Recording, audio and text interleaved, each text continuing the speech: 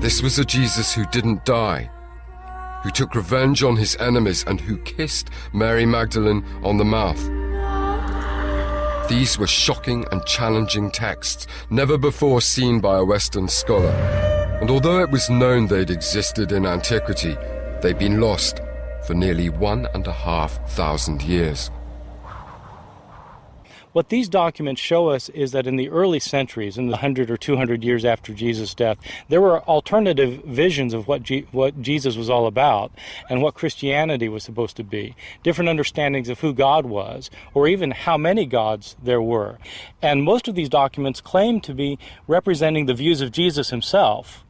And so these provide us with an alternative vision of what Jesus himself might have actually taught during his public ministry.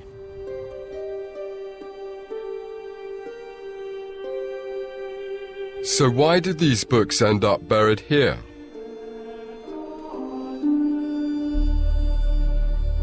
Well, scholars believe they came from a nearby monastery from the 4th century, now in ruins. The texts may well have belonged to the monks who lived here. And when Bishop Athanasius issued his stern edict, they should have got rid of those books, deemed heretical. But they couldn't bring themselves to destroy them, perhaps because they found wisdom and consolation in their words. So they simply buried them, in order that they might be uncovered again some other day.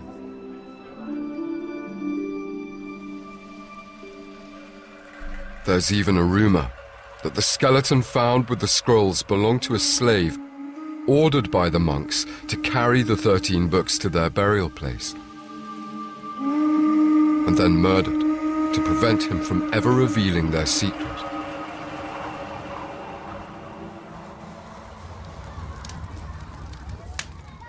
Despite the monks' best efforts to protect their texts, ironically it was after their discovery by the Bedouin farmers in 1945 that they nearly didn't survive.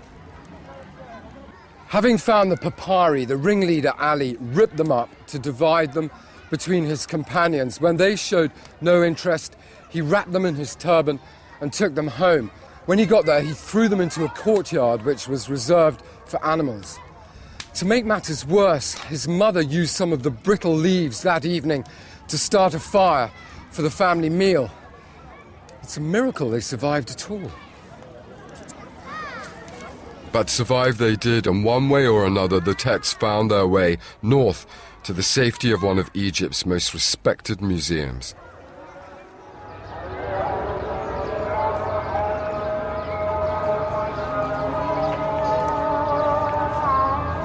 This is the Coptic Museum, and it's here that the Nag Hammadi scrolls are now housed. This is fantastic. Yeah, it really is. I want to find out just what it was about them that made the leaders of the early church feel it was necessary to condemn them as heresy. Coptic stonework. My companion is the distinguished Coptologist Stephen Emmel, who spent over 30 years conserving and studying the texts. Amongst the manuscripts found were many fragments of Gospels not included in the New Testament. One such text is the Gospel of Thomas, unusual because it was discovered in its entirety.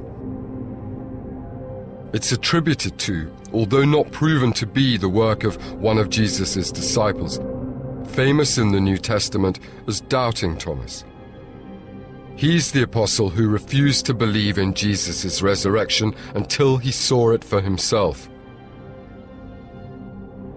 The Gospel penned in his name is a collection of 114 sayings ascribed to Jesus, written in Coptic, the Egyptian language from the beginning of the Christian period. Its style and central message is very different from that found in Matthew, Mark, Luke, and John. It begins here. This is the subtitle to the previous work. And then a new work begins. These are the secret words that the living Jesus spoke, and Didymus Judas Thomas wrote them down. And then what follows in the Gospel is simply a series of sayings of Jesus. Most of them are introduced with the simple phrase, Jesus said. But there is no narrative framework. There's no mention of his death, no mention of his resurrection. Rather, it's things that Jesus said, puzzling things, and the point is for the reader to understand them, to think, not simply to believe. So are the sayings from Thomas similar to the ones that we find in Matthew, Mark, Luke, and John? Many of the sayings in the Gospel of Thomas are identical with sayings that we find in the New Testament Gospels. Some of them are completely new. Perhaps the most famous is at the very end of the Gospel of Thomas, which we have here. Simon Peter said to them, "Let Mary go away from us, because women are not worthy of life." Jesus said, "Behold, I will lead her so that she might become male, so that she might become also a living spirit, like you males. Because any woman who makes herself male will go into the kingdom of the heavens." Now that's a saying we don't find anywhere in the New Testament. I'm not sure I see that going down particularly well in the Western world right now. It's been a very controversial subject of discussion, what exactly is meant there. I'm inclined to agree with those people who argue that it's not literally meant a kind of biological transformation from a woman into a man, but rather in general in the ancient world, maleness, and not just human maleness, but maleness as a concept was understood as being more complete, more perfect than femaleness. Partly it was a male chauvinistic society.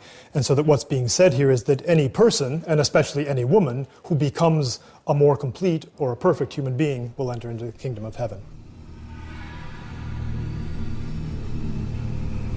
Scholarly debate has raged over the historical accuracy of Thomas's Gospel, and much of the argument has concentrated on its date.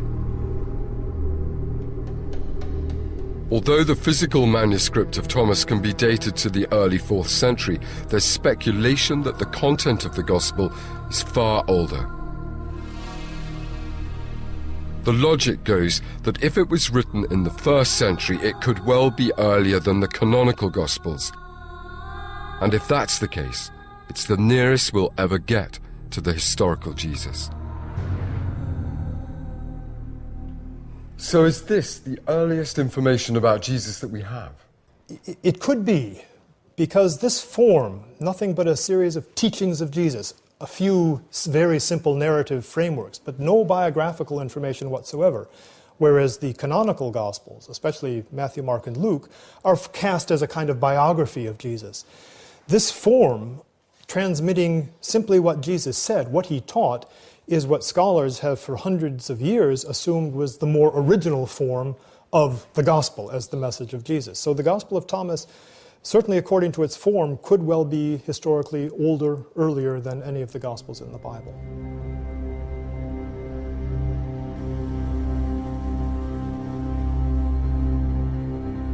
The fact that so many fragments of the Gospel of Thomas have been found also suggests that, as well as being early, it was widely read.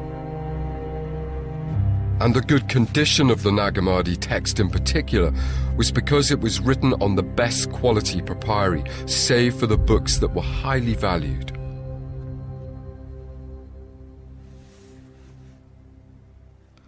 So what exactly was it about the Gospel of Thomas that led to its exclusion from the New Testament?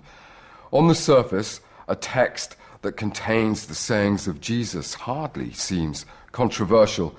And yet, even though I studied at theological college, I wasn't taught about it. Well, there's a hint in that very first saying in the book. The Gospel starts, "These are the hidden sayings that the living Jesus spoke and that Didymus Judas Thomas wrote down. And he said, whoever finds the correct interpretation of these sayings will never die." And when you read Thomas, this hiddenness is immediately apparent. The Gospel isn't straightforward. It's though it's been written to be deliberately obscure, sayings such as, "If you bring forth what is within you, what you bring forth will save you. If you do not bring forth what is within you, what you do not bring forth will destroy you." Their meaning is cryptic. It's also compelling.